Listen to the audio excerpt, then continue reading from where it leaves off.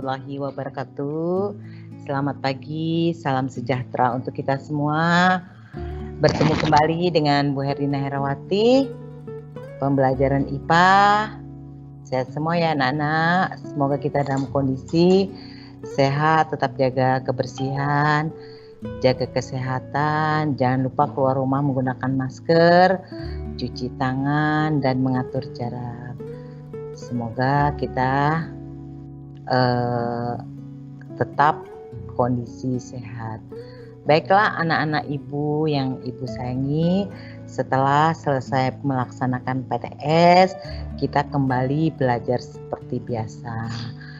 Pembelajaran ini yaitu bab 5 mengenai sistem pencernaan pada manusia. Sudah hadir semua ya? Setelah selesai pembelajaran pasti ada beberapa pertanyaan yang akan ibu berikan kepada kalian. Jadi ibu mohon dengan sangat yang belum bergabung segera bergabung untuk belajar IPA. Nah, di sini ada PT konsep yang harus ibu bahas pada pagi hari ini. Sistem pencernaan pada manusia terdiri dari saluran pernapasan, enzim, dan untuk pencernaan. Nah, dari saluran pernapasan ini terdiri dari mulut, kerongkongan, lambung, usus halus, usus besar, dan anus. Sementara dari mulut menghasilkan yang namanya plitalin yang turunan daripada enzim. Sedangkan lambung menghasilkan pespin dan retin dan HCl. Nah, dari HCl di sini ada namanya pankreas. Pankreas ini amilase, tripisin, dan lipase. Dari prepisin ini mengubah menuju ke pepton. Tetapi dari pepton ini dulu dia merubah plitain ini merubah dari karbonhidrat. Dari karbonhidrat ini diturunkan menjadi maltosa disakarida, atau dari sakarida ini terturun lagi menjadi glukosa monokasrida. Nah, dari untuk mencernakan makanan yaitu tadi ada karbohidratnya, ada proteinnya, dan ada lemak. Tadi yang ibu katakan karbohidrat adalah prosesnya matosa, diakrorida, glukosa, dan monokorida. Sementara kalau protein yaitu pepton dan asam amino. Sementara lemak itu terjadi dari asam lemak gliserol. Nah, untuk lebih jelasnya perhatikan semua, kita bahas masing-masing.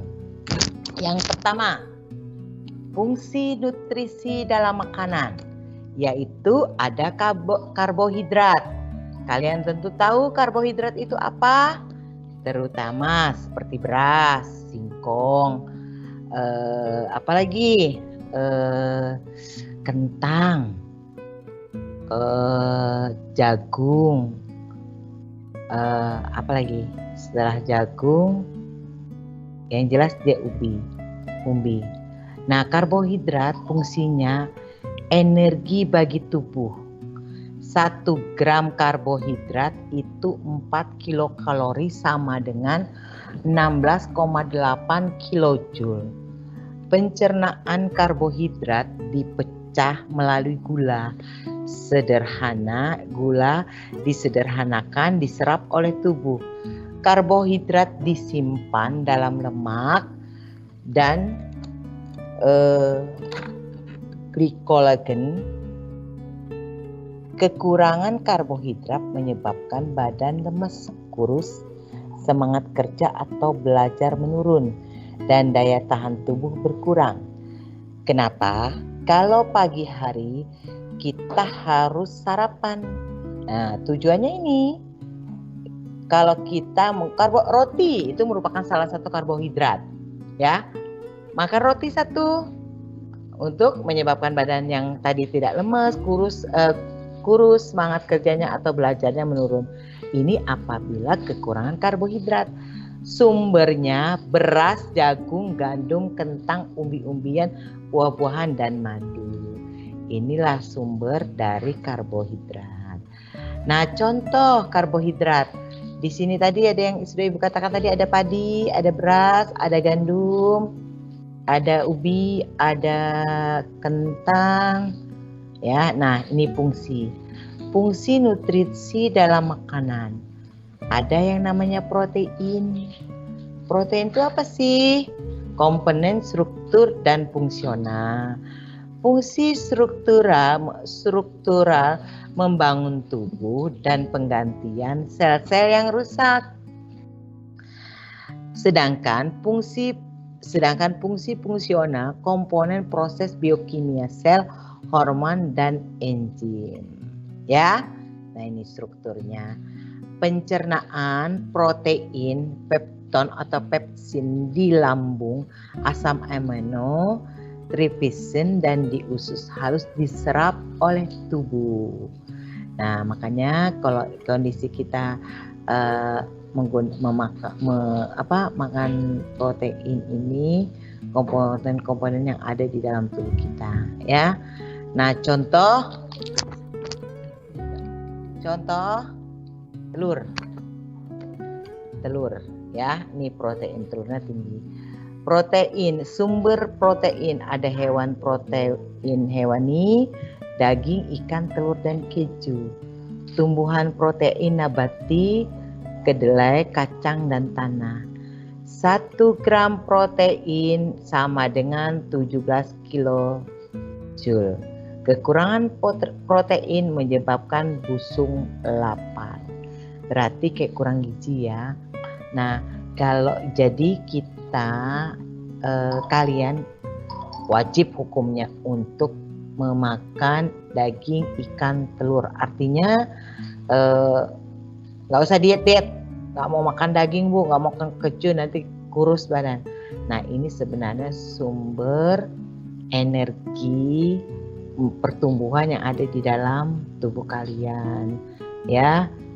Jadi tubuh kalian itu bisa berkembang sesuai dengan makanan. Jadi tidak seperti ini, kekurangan protein menyebabkan seperti busung lapar. Contoh protein kacang-kacangan. Ini kalau ibu makan kacang kayak gini pasti kena asam urat deh. Karena usia ibu sudah 50 ke atas. Ya, kalau kalian tuh perbanyak aja nggak apa-apa. Lemak. Di sini kita masuk ke lemak. Fungsi cadangan energi pelarut vitamin A, D, E, K. 1 gram lemak itu sama dengan 9 kilokalori, sama dengan 38 kilokalori joule. Nah, ini kalau 1 gram lemak, ya, disimpan di dalam jaringan bawah kulit. Nah, ya, di bawah jaringan kulit kita. Makanya kalau kita kelebihan lemak kadang ada bercak-bercak putih. Nah, itu yang ada di kulit itu yang biasa kelebihan lemak yang tersimpan di bawah kulit.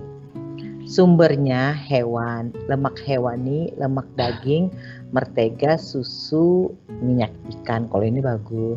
Tumbuh-tumbuhan, lemak nabati, lemak kelapa, lemak kemiri, kacang-kacangan, dan avokado.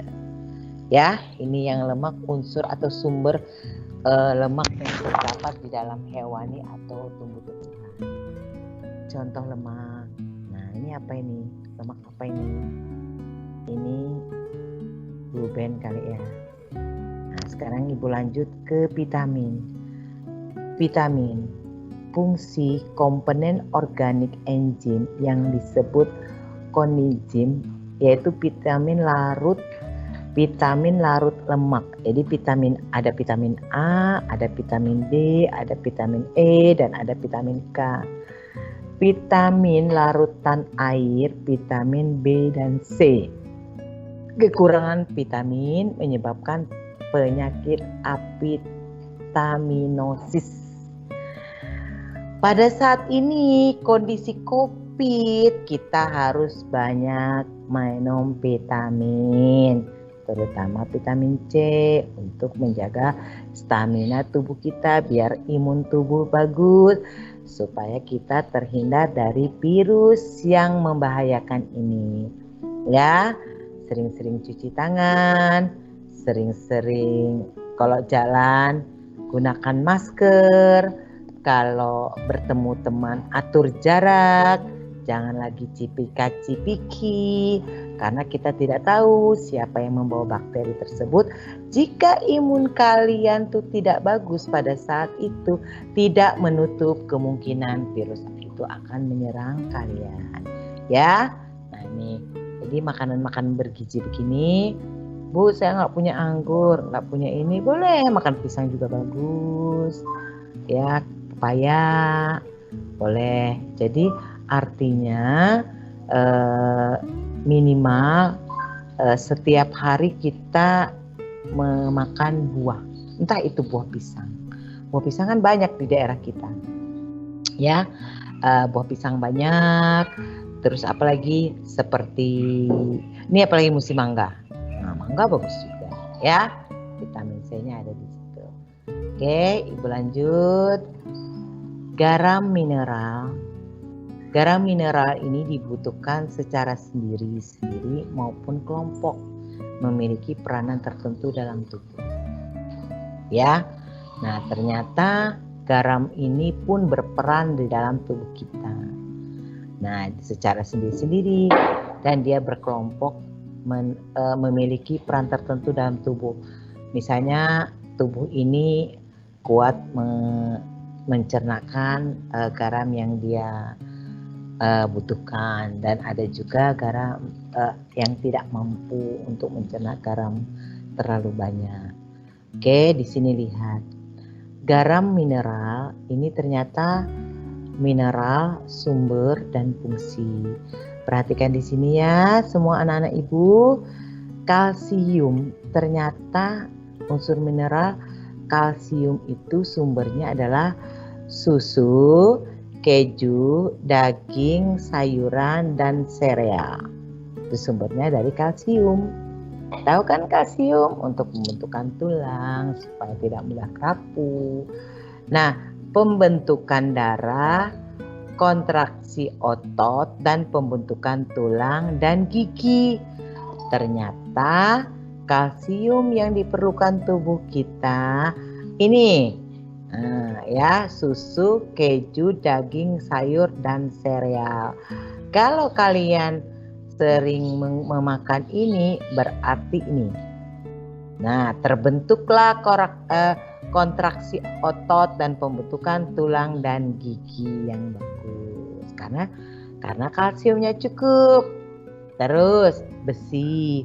Besi di sini ternyata sumbernya hati, sayur-sayuran hijau, daging, dan kismis.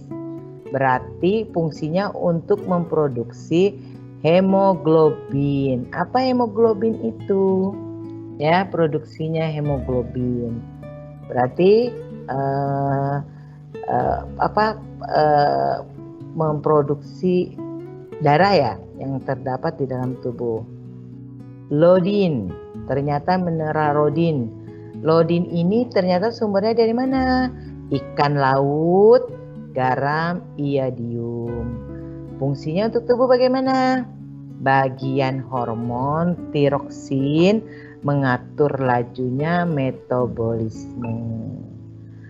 Terus magnesium, ternyata sumbernya apa? Sayuran hijau, daging, dan kentang. Berfungsi untuk apa? Kofaktor enzim, metabolisme karbohidrat. Nah, ternyata ya, kalau kita memakan sayuran hijau, daging, kentang, maka kita memiliki fungsi kofaktor enzim metabolisme karbohidrat. Berarti tidak lemes-lemes ini, karena karbohidratnya bisa bagus. Fosfor. Fosfor ini ternyata susu, sumbernya daging, telur, dan sayuran. Pembentukan tulang dan gigi bagian ATP, asam nukleat. Nah, gigi tidak mudah keropos, tulang tidak mudah keropos, gigi tidak mudah berlobang, ya. Kalau sumbernya ini yang sering kita gunakan, susu, daging, telur, dan sayuran. Kalium. Kalium ini pisang dan sayuran, pengiriman imun saraf. Imun sarafnya bagus, ya. Natrium, garam dapur, sayur-sayuran, perambatan imun saraf yang keseimbangan osmotik. Nah, ya ini fungsi dari garam mineral yang ada di dalam ini mineralnya, sumbernya, dan ini fungsinya. Apabila kita menggunakan atau kita memakan ini, maka kita dapat fungsi ini semua. Oke, Ibu lanjut. Sistem pencernaan pada manusia. Sistem pencernaan pada manusia itu ada dua. Saluran pencernaan. Saluran yang dilalui bahan makanan. Dari mulut ke kerongkongan, lambung, usus halus, usus besar, dan anus. Ini prosesnya, ya. Kalau kalian saat ini lagi makan, mulut mengunyah, tenggorokan menelan, masuk ke lambung, terus melalui usus halus dan usus besar, dan lari ke anus. Terus yang kedua, kelenjar pencernaan. Kelenjar pencernaan ini ada dua juga. Organ yang mengeluarkan enzim untuk pencernaan makanan. Terdapat di mulut, lambung, usus halus, dan pankreas, dan hati. Organ yang mengeluarkan enzim untuk pencernaan makanan, maka yang kedua terdapatlah di mulut, lambung, usus halus, dan pankreas, dan hati. Ini kelenjar pencernaan dasar. Sekarang mulut. Mulut, di dalam kerongkong mulut, di dalam rongga mulut terdapat gigi, lidah, dan kelenjar air liur yang dinamakan saliva. Gigi pencernaan mekanis terbentuk dari tulang gigi atau dentin. Strukturnya, mahkota gigi di atas gusi, leher dikelilingi gusi, dan akar gigi dilapisi enamel berwarna putih. Ada 3 macam gigi manusia.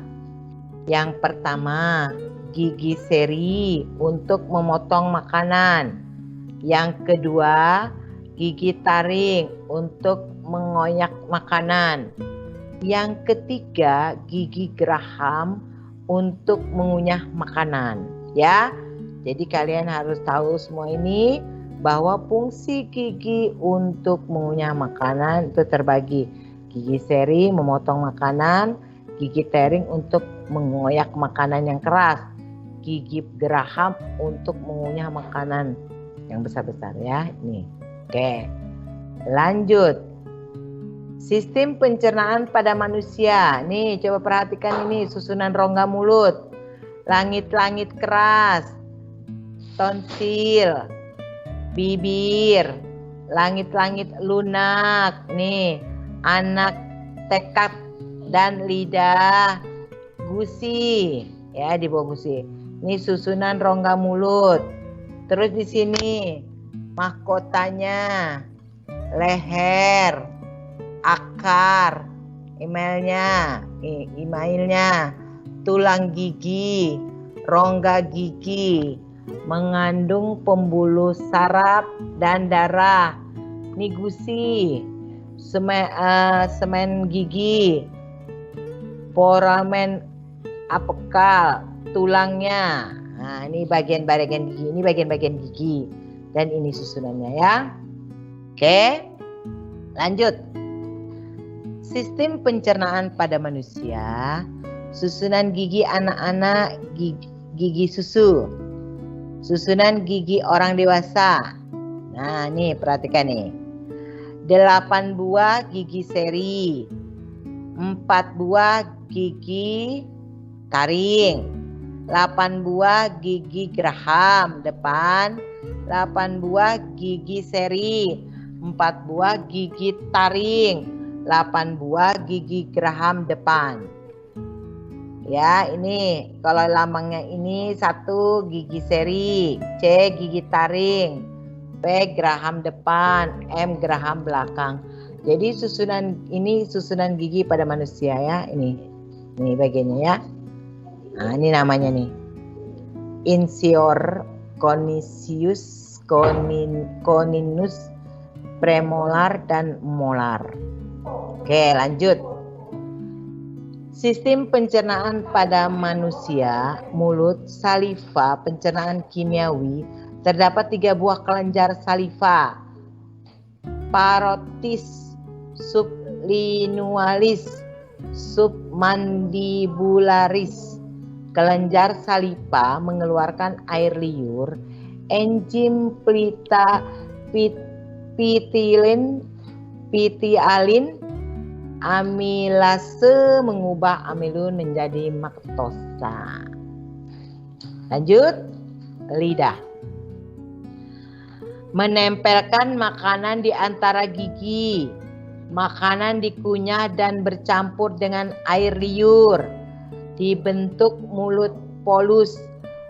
Bolus didorong ke paring dengan bantuan lidah. Paring dan esofagus. Paring dan esofagus.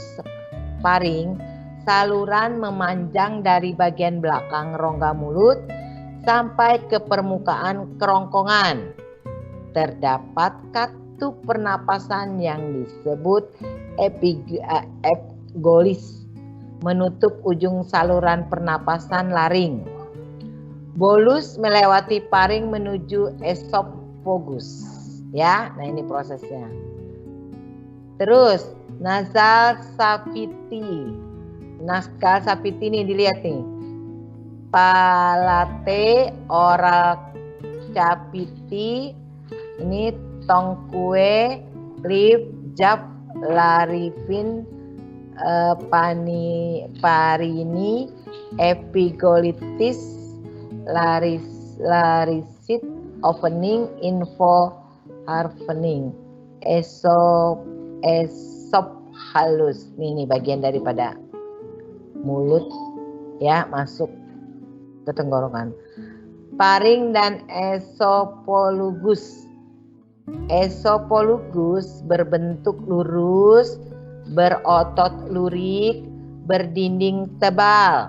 Otot kerongkongan berkontraksi mendorong bolus ke lambung. Gerakan peristaltiktik.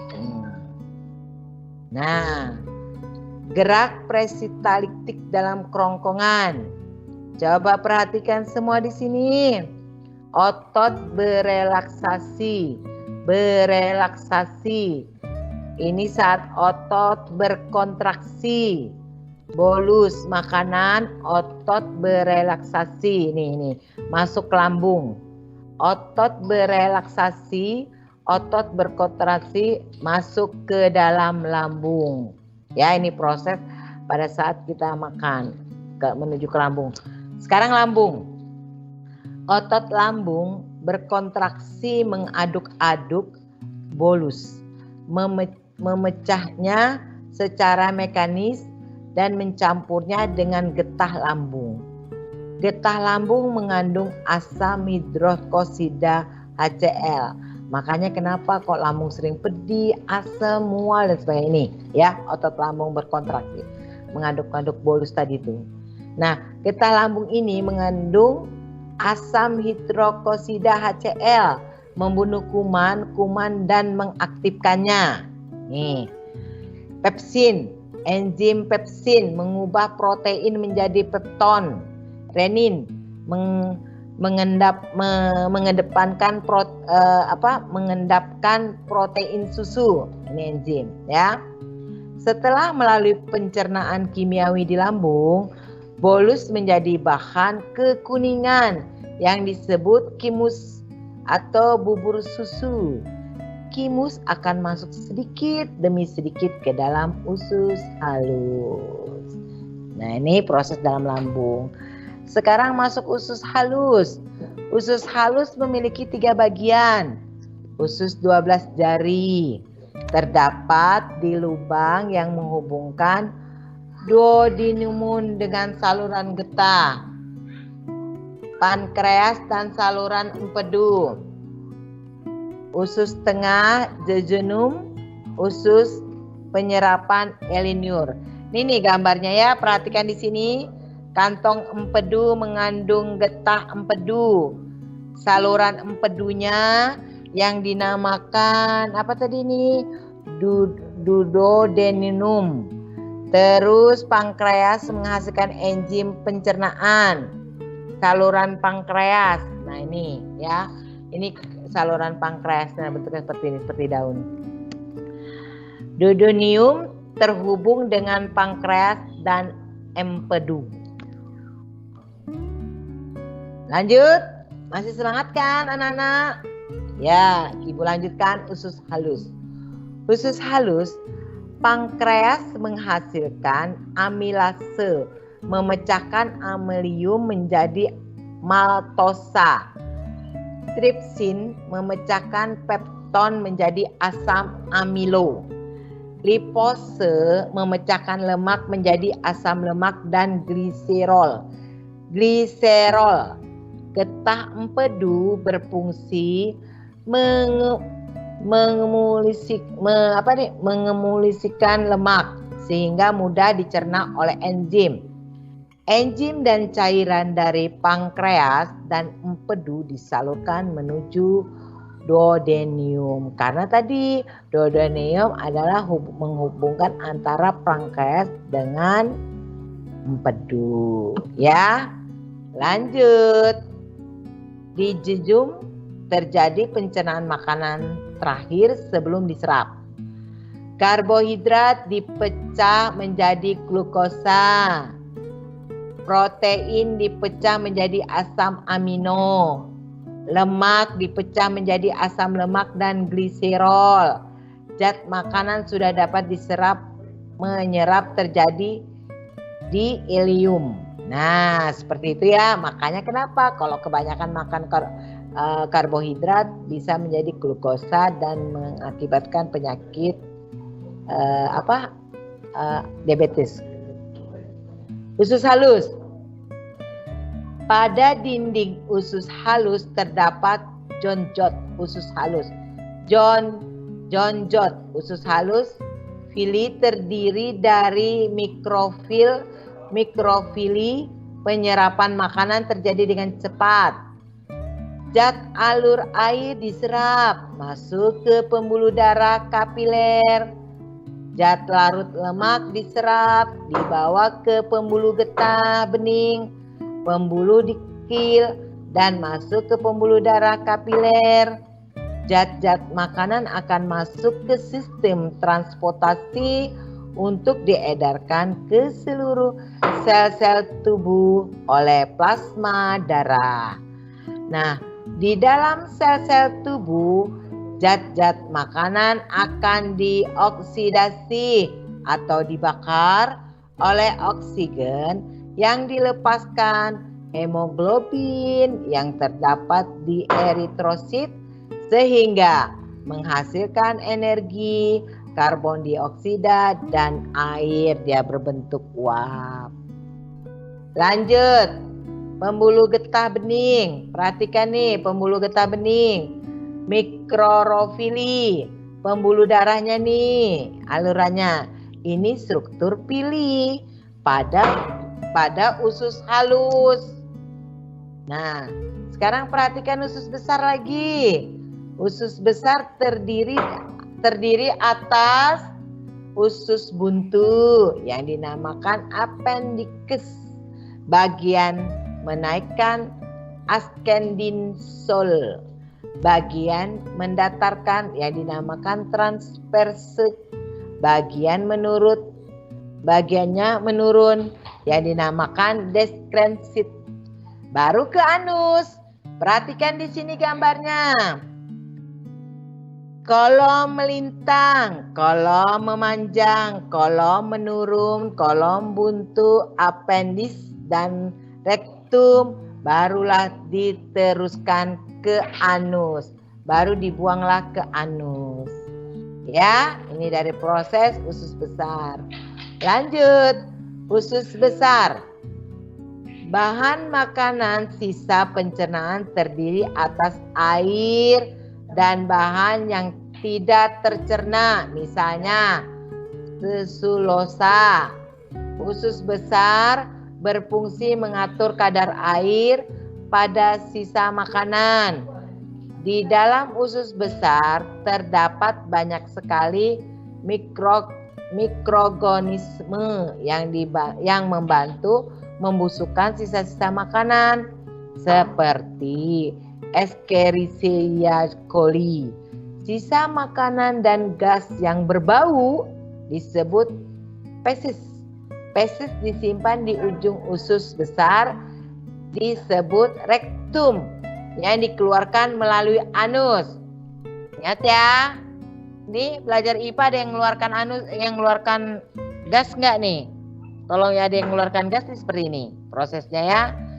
Pipsennya di ujung anus besar, rektum dikeluarkan melalui anus berbentuk gas. Oke, lanjut. Selesai. Tugas ibu nih. Tugasnya. Oke, kalau ada yang bertanya, monggo. Masih waktu berapa, Mas? Oh, 5 menit. Nah, perhatikan ya, tugas ibu jelaskan tugasnya ini. Jelaskan enzim-enzim yang dihasilkan oleh pankreas. Jawab. Amilase memecahkan amelium menjadi maltosa yang tadi ibu jelaskan. Tripsin memecahkan pepton menjadi asam amino, sudah ibu jelaskan tadi.